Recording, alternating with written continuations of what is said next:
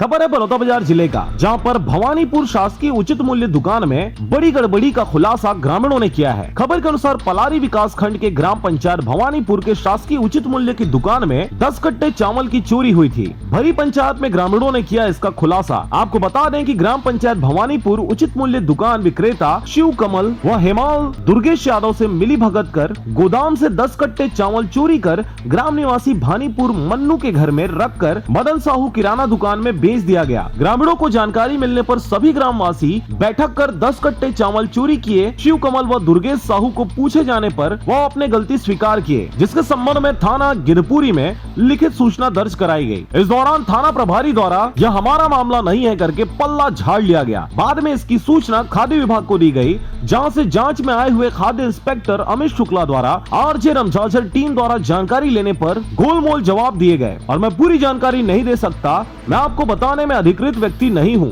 मेरे विभाग की नाकामी नजर आएगी कहकर उच्चस्थ अधिकारियों के ऊपर सारे सवाल डाल दिए गए। खाद्य इंस्पेक्टर की इस प्रकार की नानुकुर से साबित होता है कि विभागीय अधिकारी कमीशन खोरी और भ्रष्टाचार में डूबे हुए हैं। जिम्मेदार अधिकारी गंभीरता से नहीं ले रहे हैं, फिर भी शासन प्रशासन और इंसाफ की नजर ग्रामीणों की टिकी हुई है। और इन सब के बावजूद भी इस क्षेत्र के जनप्रतिनिधि गण कमीशन खोर अधिकारियों को क्यों नहीं घेरते, यह बात भी लोगों के मन में आता नजर आ रहा है। का है यहाँ से गोदाम से निकाले गए है चावल, तो सेंस मिल रही से और वो दुर्गेश यादव रही से जैसे जूट बोरी में था उसको प्लास्टिक बोरी में बदल करके यहाँ से 10 कट्टा चावल मन्नू के घर में रखा था। भवानीपुर का उचित मूल्य दुकान में वो चोरी हुआ है 10 कट्टा चावल, उसी के संबंध में जानकारी चाहिए था।